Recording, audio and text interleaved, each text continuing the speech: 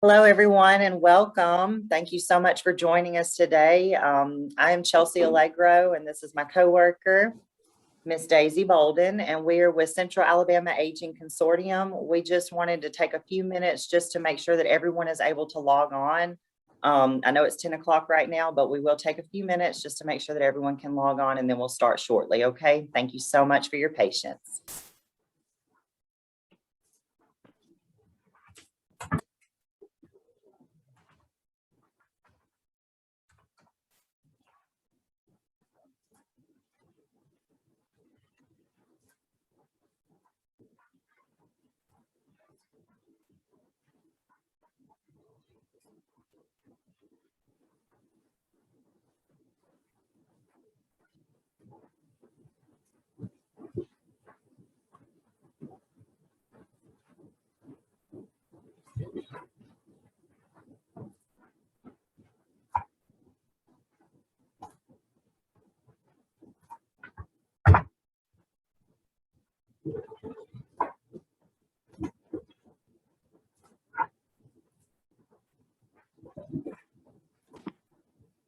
All right, we want to thank everyone for being patient. Again, I am Chelsea Allegro, and this is my coworker, Miss Daisy Bolden. We are with Central Alabama Aging Consortium, and today we are going to be talking about building a strong immune system. Okay, so we're just going to introduce ourselves real quick. And so I am Chelsea Allegro. I am the Supportive Services Coordinator here at Central Alabama Aging Consortium. I'm over a few different programs here at Central Alabama Aging, one that includes the Homemaker Services Program. Homemaker Services Program is a program where clients are assisted in general household activities. Those things include such as cleaning, changing linens, laundry, sweeping, mopping, things to that nature. I'm also over our Part D programs, which include our Chronic Disease Self-Management Program, which is a program that teaches individuals who have chronic diseases such as diabetes, high blood pressure, and depression on how to better manage their chronic conditions and to help improve their overall health and their quality of life. Another one of my programs that is under the Part D as well is called A Matter of Balance. We're currently not holding any Matter of Balance classes because it cannot be done virtually, but it is a program that is designed to help reduce the fear of falling. And it also helps improve activity levels in older adults living in our community. And then last but not least, we just introduced, or we haven't introduced Jerry Fit yet. Jerry Fit is a progressive strength-based program that actually is made for seniors that incorporates dumbbells and resistance bands. We're looking forward to introducing Jerry Fit once the senior centers are fully opened back up. And further ado, I will let Miss Daisy take over. Okay, good morning. My name is Daisy Bolden. I'm the nutrition coordinator here at Central Alabama Aging, and I have been a nutrition coordinator for 21 years. And I oversee over 18 senior centers in Autauga, Elmore, and Montgomery County, where I go in to do checks as well as plan fun activities. Like Chelsea said, today we're going to talk about immune. And my first topic is vitamin D. A lot of us can get vitamin D from safe exposure to the sun. Also, a lack of vitamin D will cause you to be able to contract COVID easily. So remember, you can, with help from the sun, your body can make its own vitamin D, and you can do dairy products as well as fatty fish. And my next topic is protein. Protein, good sources of proteins are lean meat, low-fat dairy products, dried beans, lentils. Protein helps our bodies to make antibodies as well as white blood cells and help us to fight off other diseases. Okay, next is vitamin C. And good sources of vitamin C are peppers, berries, broccoli, citrus fruits, and spinach. It is recommended to include a variety of fruits and vegetables in our everyday diet. And lastly, but not least, is zinc, iron and zinc. Suggestions on how to incorporate foods rich in iron and zinc into your daily diet include: add your berries to iron-fortified cereals, and peppers and tomatoes to bean dishes, and include whole grains such as oatmeal, whole wheat pasta, and bran cereal. Again, let's stay immune to keep from getting sick. Thank you.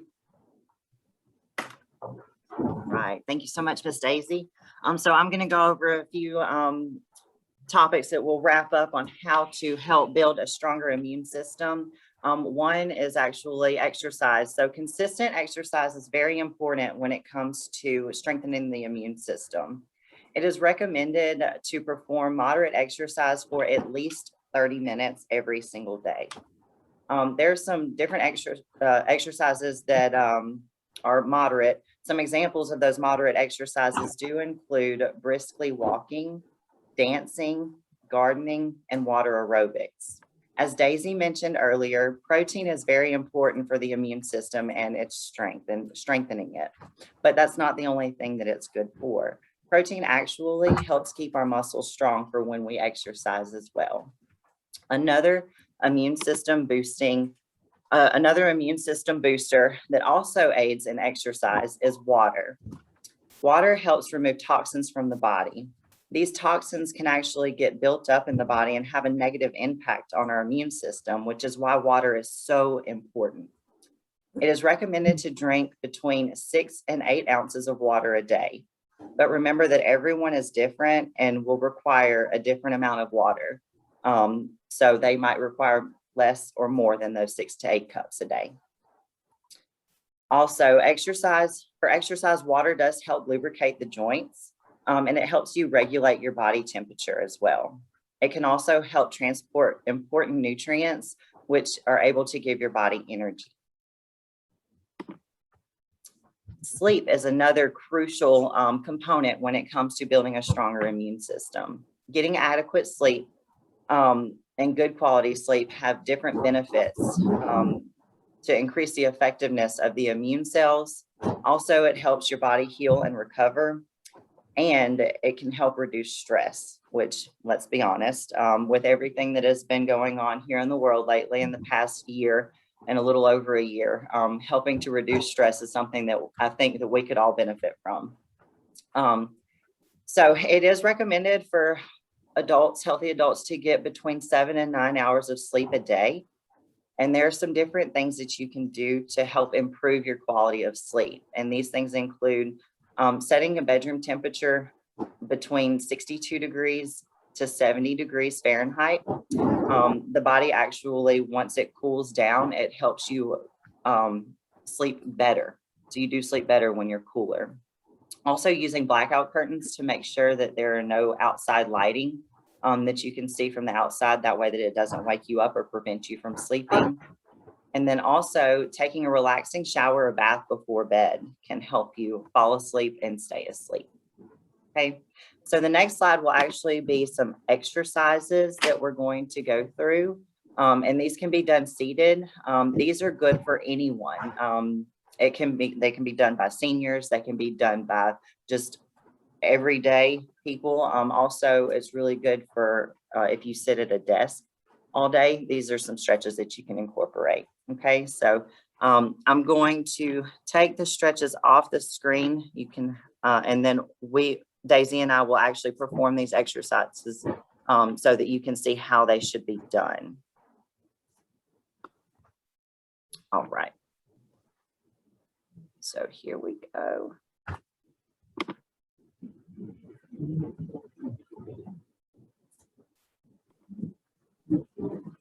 Let's see. Okay, so here we go.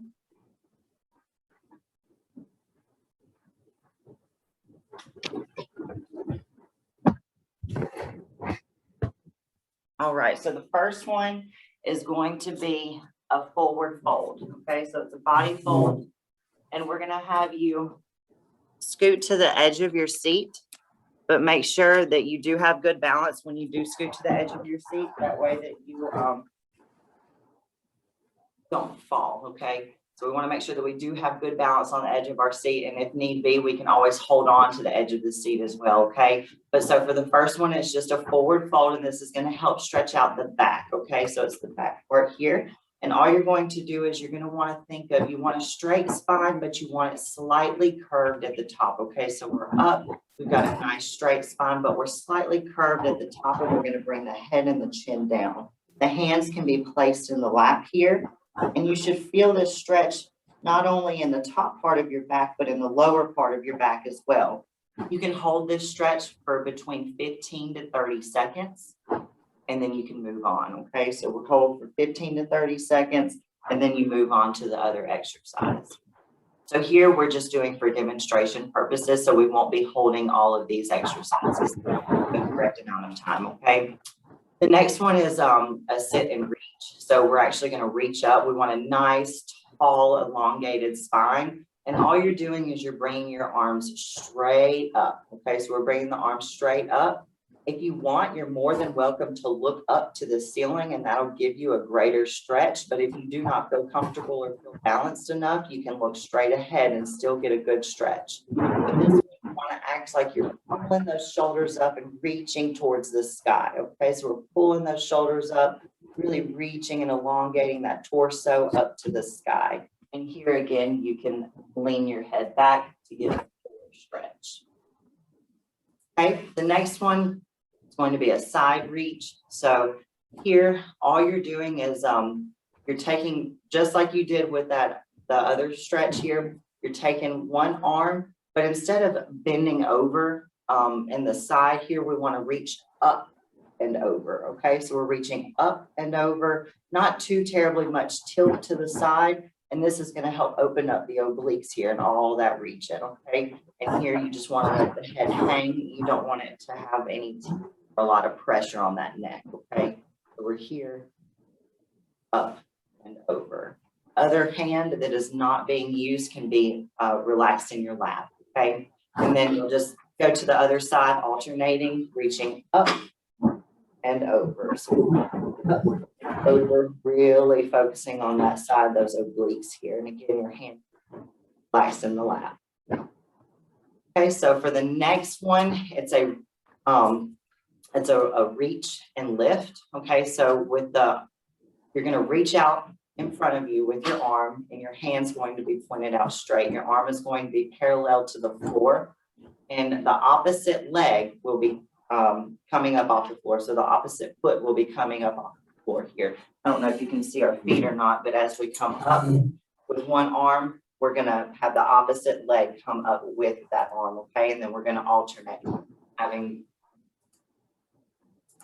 okay, so we're alternating here. And we want to make sure that we keep a tight core with this one, okay? Really tight core. And we're just alternating those arms and those legs, almost like an alternating march. Okay, and then last but not least, this one is actually my favorite stretch here, and it actually stretches the back part, not the back part of the leg, but the side of the leg here. All right, so you're just going to take your leg, and you're going to put not your heel, but your ankle on close to your knee, okay? So it's on the top part of your knee, very close to that knee, and you want to make almost like a 4, okay? So it's almost like a figure 4 here. Then you're just going to lightly, not put too much pressure on the opposite knee, but you're just going to push it down just slightly. You hold this for about 15 to 30 seconds. And I don't know about everyone else, but I know I can feel this stretch for sure. This one's really good, especially if you're used to sitting a lot during the day. It'll help open up your hips. All right, and then all you do is you just take it again, and we're doing the opposite leg.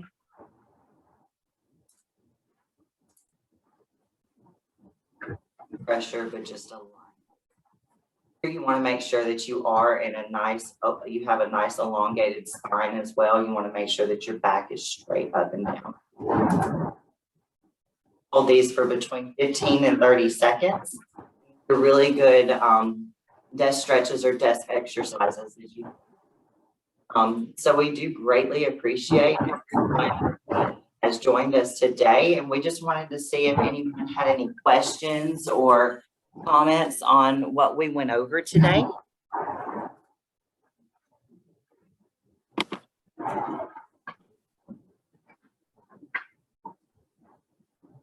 All right.